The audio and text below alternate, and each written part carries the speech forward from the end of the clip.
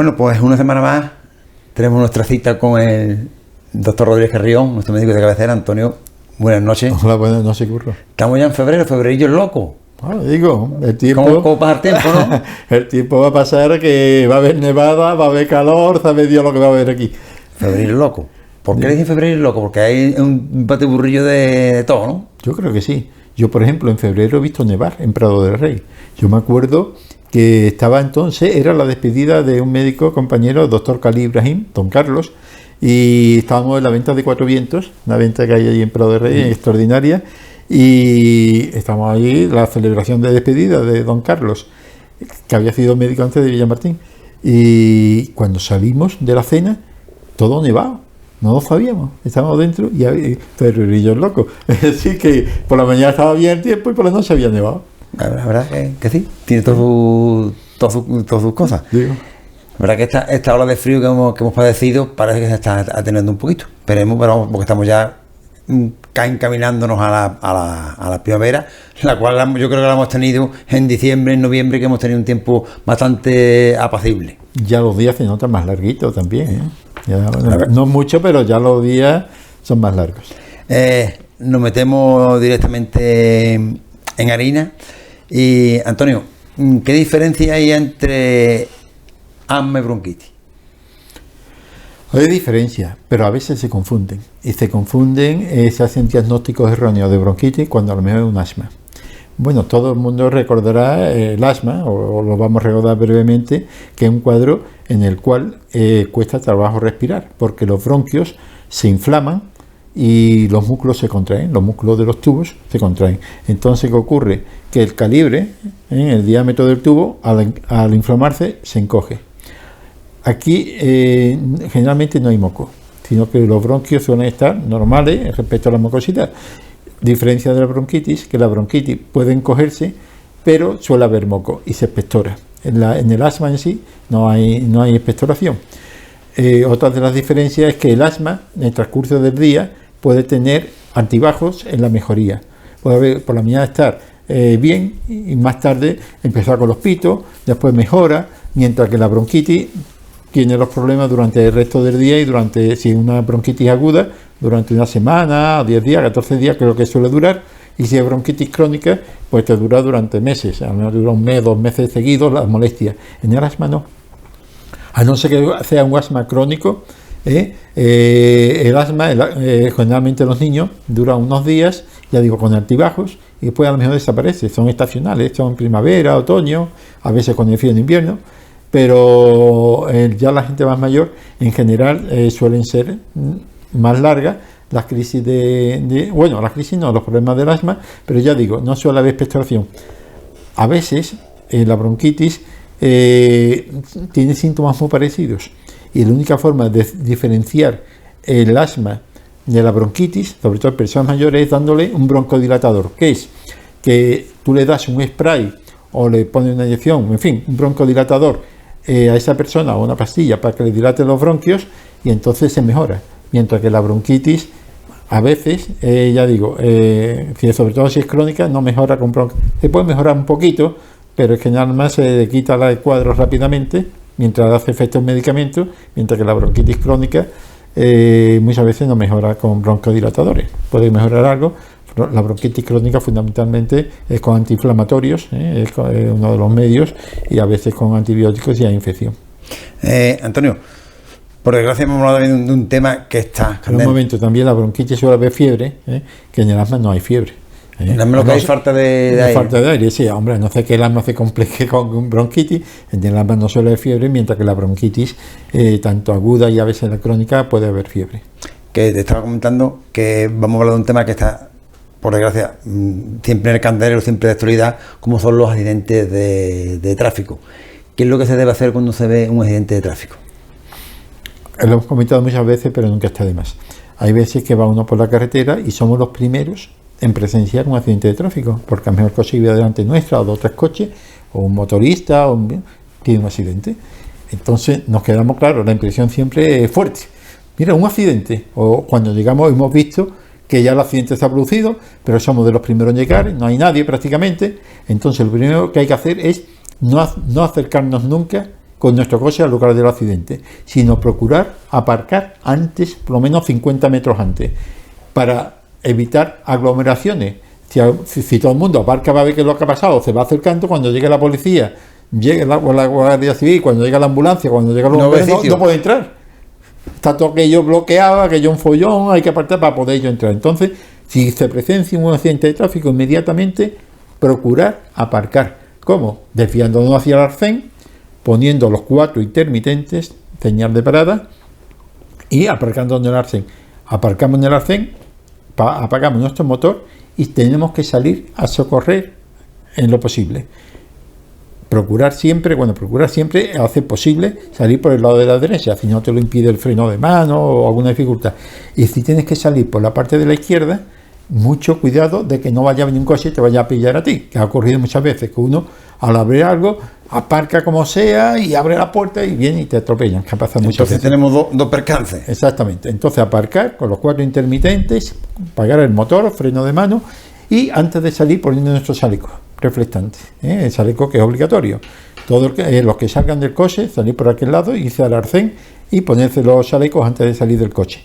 Si van más personas con nosotros o si hay coches que paran allí al lado, cogemos, como todos los coches llevan, los triángulos, por ahora hacer los triángulos, después cerrarlos y ponerlos a una distancia como mínimo de 50 metros, retirado, para que los coches ya vean los triángulos y vayan. Y además, una persona en el arcén no se vaya a poner en medio de la carretera haciendo señales con las manos para que los coches vayan parando y no se acerquen allí y vayan parando al arcén.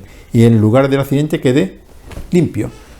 La persona, entonces, nos acercamos al lugar del accidente antes de avisar al 112, nos acercamos, si siempre manteniendo la calma, que lo primero en esto, hay que actuar rápidamente, pero sin precipitación, que es diferente. No hay que precipitar, sino calma y rápido. Hay que hacer rápido, pero con calma.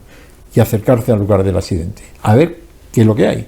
¿Por qué? Porque si llamamos al 112 desde nuestro coche, mire usted que ha habido un accidente allí que yo lo veo a unos 30 o 50 metros. Dice, bueno, pero... Van a empezar a preguntar y no vas a saber qué decirle. Y dice, bueno, pero hay alguien herido, hay un herido, hay 3, hay 5, hay gasolina que se puede incendiar, un algo.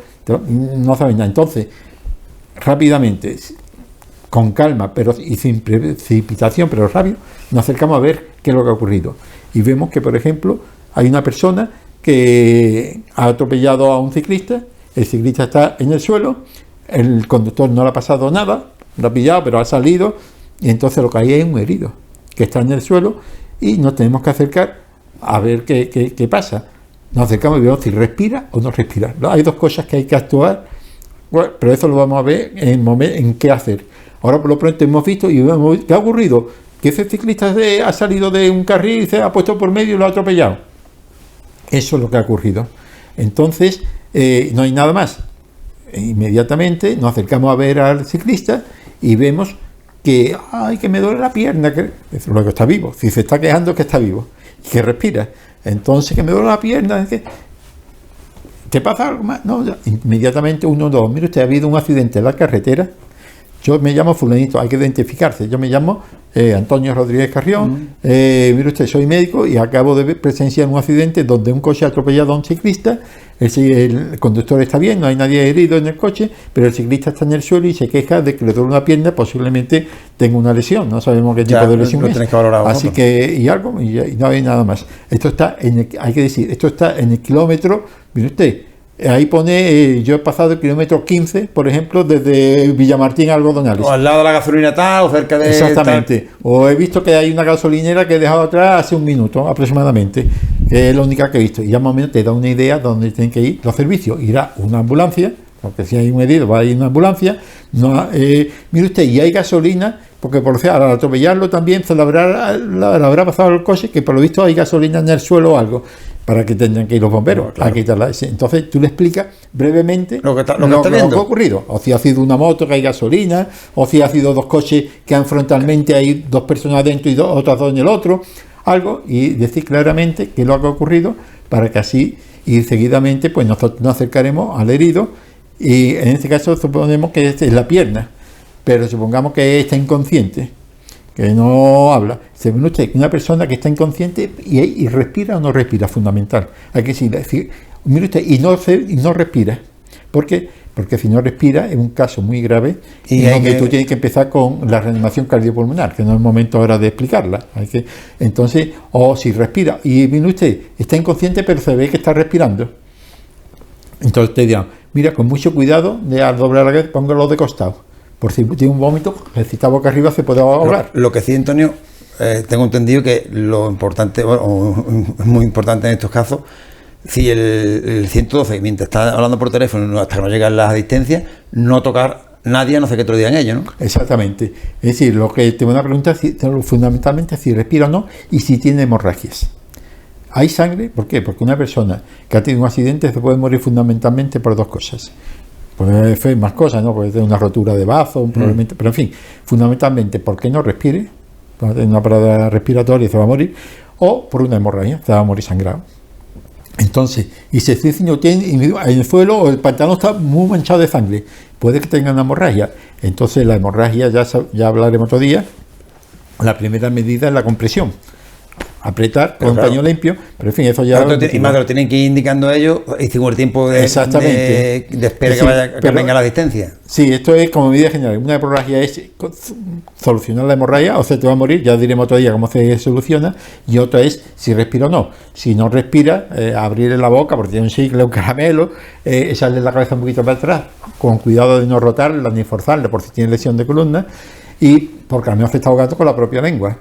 Al estar inconsciente, la lengua se relaja y se puede ahogar. Entonces, son unas medidas que ya hablaremos otro día, que esto es lo fundamental. Pues ya te iré diciendo lo que tienes que hacer y lo que puedes hacer. Pero claro, eso siempre siguiendo las instrucciones que te están dando desde el 112. Porque lo primero es no tocar, porque si no hay que tocar. Sí, claro, lo primero es no tocar. Porque tú me vas con la mejor intención del mundo y están haciéndole más daño a... Claro, si no sabes, no actúas. Claro. Y entonces, si tienes que actuar, solamente las dos medidas. Es ver si respira, procurar, pero ya digo, eso es cuestión de hacer un cursillo de primer auxilio, que todo el mundo debería hacerlo. El cursillo de primer auxilio para aliviarle la respiración, cortar la hemorragia y empezar el masaje cardíaco. Ya digo, este no es el momento de explicar eso, pero esas son las medidas. Fundamentalmente es no aglomerarse a las personas, procurando proteger a las personas y a nosotros mismos, aparcando el coche, como hemos dicho, ver lo que ocurre inmediatamente y avisar al 112 inmediatamente para que acudan. Y siempre la persona más tranquila, no va a decir, que alguien avise, siempre señalar con el dedo, por favor usted, o si estamos entre amigos, no llama oye cuatro. Juan, oye tú, que avisa cuatro tú. Porque forman el taco y van 4 ambulancias cuando más que hay una. Claro. Entonces, o dice, ¿vino usted el mismo accidente que me han dado por otro lado? No, oiga usted, porque dice, no, yo no, todo me está con el móvil, están llamando, no me están llamando al primo, al sobrino. Mira que ha visto un accidente, no. Y no voy a llamar al 112, sino, oye Juan, oye Pepe, y si no conoce a nadie, por favor usted. Pero al más tranquilo, no al que pega machillo, ni al familiar que está pegando machillillo, porque ni no, se va a saber yo entiendo que en esos casos cuando la gente se pone más exaltada es lo peor que puede ocurrir. Hay que tener, como decía el grupo famoso grupo musical, ante todo mucha calma. Es fundamental, calma, y procurar que no se acerque al mundo. Y contra las personas que están presentes, por favor, usted, hagan que la gente se aparten.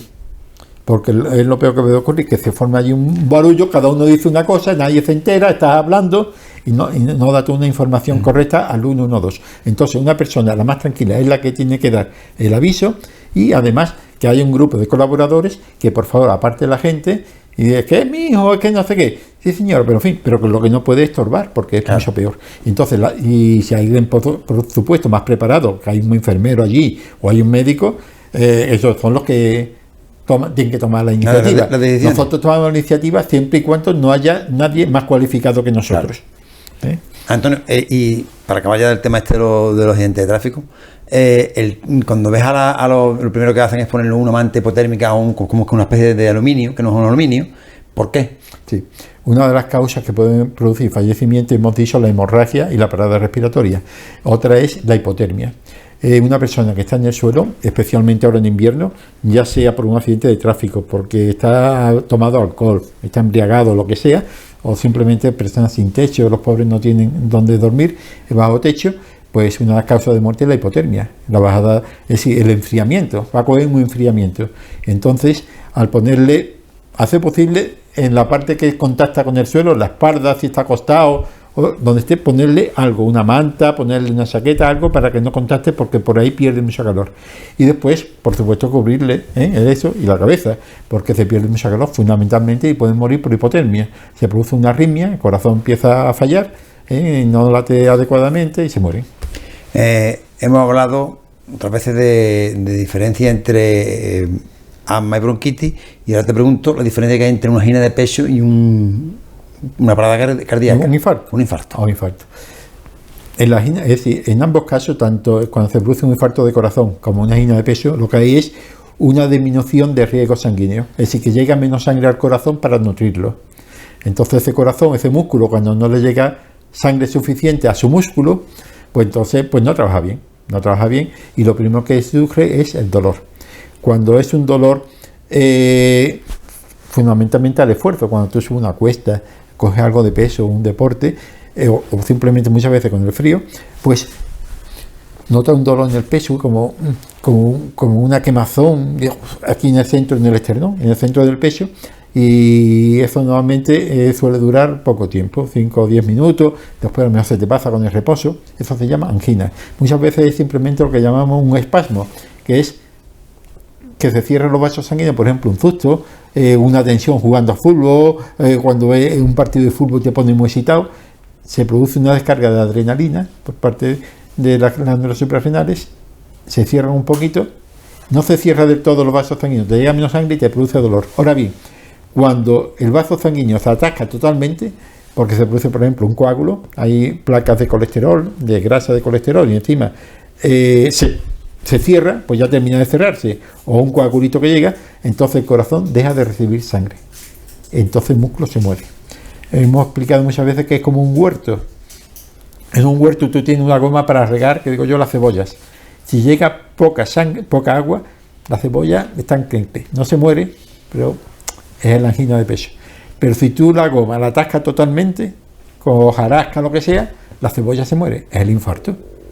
Entonces hay una parte del corazón que se muere y deja de funcionar. Y deja de funcionar, llega un momento en que al menos llega poca sangre al cerebro y te desmayas. Otras veces no te desmayas, sino un dolor fortísimo, como si fuera una loza que te está apretando. Hay veces que es la mandíbula, te duele aquí, otras veces puede coger el brazo izquierdo, a veces los dos hombros. Entonces, y una sensación como que te va a morir, la cara blanca, pálida, y que me encuentro muy mal, a veces simplemente como un dolor de estómago. Hay infartos y dice, ¿qué dolor de estómago? Y es un infarto.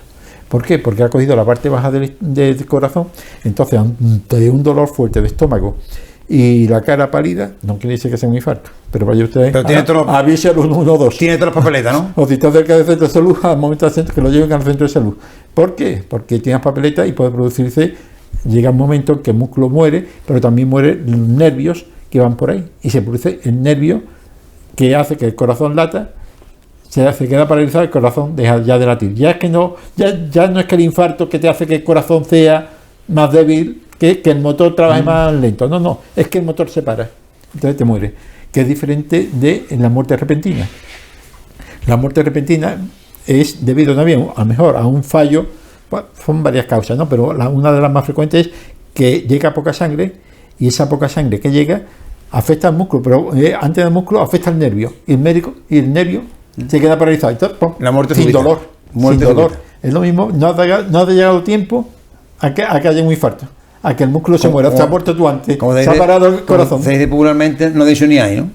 Entonces, en este caso, si es una fibra, es decir, si se para el nervio, la única que normalmente el corazón empieza entonces a fibrilar, que se llama, a ser así, que eso no es contraerse, no empuja la sangre, porque hace así y ya no empuja la sangre. Entonces, ahí el remedio es la desfibrilación. Esto se llama fibrilar. Entonces ahí es desfibrilador, que es ponerte aquí un parche, aquí otro conectado a un aparatito con un cable, y entonces te da una descarga eléctrica, el corazón deja de fibrilar, se queda paralizado y automáticamente empieza pum pum pum pum pum pum, la resucitación. Afortunadamente es un aparato que está ya cada vez más en más sitios, en más espacios públicos. Bueno, barato. Puede costar 2.000 euros. Sí, pero para salvar una vida, aunque salve... Pero 2.000 euros no es que decir que cada vez que hagas tú salve una vida, o cada vez que lo uses te gastas 1.000 euros, 2.000 euros o 2.500, lo que cueste. Porque además te dan el aparato y te enseñan a manejarlo. Es muy fácil, es ponerle aquí un parche, aquí otro. Esto como los parches que se ponen para... Creo que hablamos... Y ya está. Y el aparato te dice, procede a descarga, o no hay que dar descarga. Que te va diciendo lo que tienes que hacer. Te dice, no le des descarga, o dale al botón. Tú eres tonto, es decir, tú no sabes nada, lo que te diga el aparato. Si el aparato te dice que des descarga, no va a venir ningún juez ni nadie a decir, ¿usted por qué le dio un chispazo? ¿Usted por qué? No, es lo que dice el aparato. Tú no tienes responsabilidad ninguna, el aparato te lo dice. Entonces, ya digo, son 2.000 euros, 2.500, no sé, yo he visto en internet a 1.500 euros. Pero en fin, aunque cueste 3.000 euros, eso dura un montón de años, es decir, que no es que te tengas que estar gastando, eso los ayuntamientos o los centros, que 3.000 euros a amortizar en 10 o 20 años, porque no dura eso y la vida que puede salvar. Es que un médico, si no tiene ese aparato, puede estar haciéndolo así, pero como no le dé después del desfibrilador, esa persona no va a salir. Es decir, que se necesita una persona que le esté dando masaje cardíaco mientras llega el aparato. Porque si no hay persona que le dé así, cuando llega el aparato tampoco sirve, porque ya está muerto. Y lo cierto es que afortunadamente cada vez se ven más desfibriladores en espacios públicos y en colegios, en campos de fútbol, incluso ayuntamientos. Es que es muy barato y es muy sencillo de usar, es que es simplísimo, es simplón, es ponerle aquí eso y esperar a ver qué me dice el aparato. Ya está. ¿Sí? Hombre, antes hay que hacer un pequeño cursillo que no es comprarlo y ver la instrucción, es decir, para que tú cojas un muñequito. Pero vamos, aquí el Ayuntamiento de Lubrique el año pasado se lo dije yo a la Concejalía de Salud y compró un monitor, es decir, un muñequito para practicar que costó 100 euros, 200, no me acuerdo. Es decir, el muñequito vale 200 euros, no me acuerdo, una cosita así. Para ya tú sabes, para poder practicar, no con personas, sino con el muñeco. Así que para saber dónde poner, es decir, que es muy sencillo. Que, Antonio, ya estamos casi finalizando porque el tiempo es oro en televisión, pero que nos comente otro tema. Los medicamentos para la ansiedad y para la depresión, ¿esos son drogas? Vamos a ver. Drogas son drogas legales y drogas ilegales. Bueno, pero ¿qué es una droga? Es una droga se considera, en los americanos dicen droga a los medicamentos en general, pero nosotros entendemos por droga aquello que te crea dependencia. Dependencia en el sentido de que tienes necesidad de seguir tomándolo continuamente. Y si no te lo tomas, pues te entra un ataque de nervio, te pones nervioso, hace lo que sea. ¿El tabaco es una droga? El tabaco, y es legal. Sí, es una droga legal. ¿Por qué? Porque cuando tú dejas de tomar la nicotina, te entra una mala idea, una mala leche, como dicen por aquí, que no veas, te pones nervioso, no duerme, no come. ¿Por qué? Pero unas personas sí y otras no, y unas más y otras menos. Eso depende ya de cada uno, de la constitución de cada uno. Que no, es decir, hay obispos que fuman, premios Nobel que fuman, presidentes de gobierno que fuman, albañiles que fuman. Es decir, que eso a cualquiera. Y hasta hace unas décadas era normal. Y los médicos fumaban en la consulta. Es decir, que era... Lo normal era no fumar. Y los maestros fumaban delante de los niños, tan normal. Los curas fumaban en cuanto salían de la iglesia. Antiguamente se fumaba dentro de la iglesia, ¿eh? Es decir, que era... que no hasta que se ha descubierto el poder que tiene, pero ya estás pillado. Ya cuando descubres que te ha cogido, pero antes no se sabía siquiera. Entonces hay drogas, por ejemplo, los medicamentos para los nervios, para la ansiedad, para la depresión, muchos de ellos son drogas permitidas, muchas de ellas con recetas médicas. ¿Por qué? Porque te provocan adicción. El día que no te tomas la pastilla para dormir, no duermes. El día que no te tomas la pastilla para la depresión, pues te quieres tirar tren. Entonces, pero son legales, hay que tomarlas porque es que si no, la enfermedad no se cura. Pero diferentes son de las ilegales, que no te curan nada, lo que te hacen es consumir para tu ver bichitos, ver visiones, para encontrarte mejor, que no te curan nada y sin embargo te crea un poder de adicción que tú robas, matas o haces lo que sea. Hombre, no tiene, otras veces no es, o te gastas todo el dinero que ganas en drogas que por eso son ilegales, porque el daño que proporciona a la persona y a la sociedad es sin beneficio ninguno. Claro. El tabaco todavía perjudica a sí mismo, siempre que no haya gente alrededor que también les perjudica a tus hijos, lo que sea. Ya hablar del tabaco y del negocio que crea el tabaco, tiene que crear a tu alrededor. Hombre, y los estados, el dinerito que ganan con el tabaco. Por ahí voy. Igual que el alcohol. El alcohol en muchos países se permite, pero usted lo autoriza y muchas veces, claro, por ejemplo, a los menores de 18 años se les permite consumir bebida alcohólica, comprar bebida alcohólica, pero que es un negocio. Es decir, que muchas veces el tabaco, si tan malo es, pues ¿cómo es que lo permiten de tal manera? Bueno, lo permiten porque es una droga que ya muchas personas que la necesitan. Si usted no lo permite, se lo tendría que dar. Claro. O le tendría que dar un equivalente para que esa necesidad de nicotina por lo menos la supla. Claro. Bueno, Antonio, si te parece ya, tenemos que acabar el programa de hoy, pero en programas posteriores, la semana que viene, podemos empezar a hablar un poquito de, aparte de los temas que hablamos siempre, un poquito de la historia de la medicina, para que la gente vaya conociendo lo que... Es que sí, es interesante porque si no conoces tú lo que han pasado otras personas cuando no había anestesia, los dolores, cuando no había antibióticos, cómo se moría la gente, los sufrimientos, no sabe apreciar lo que tenemos ahora. Y por ejemplo, la sanidad que tenemos ahora es un lujo.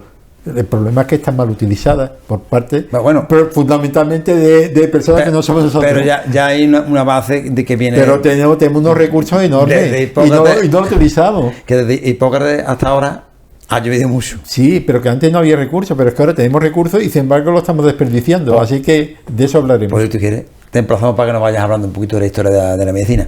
Bueno, pues nada, Antonio, muy buenas noches. Muchas gracias por tus sabios consejos y nos vemos la semana que viene. Hasta la próxima semana. Hasta la siguiente semana.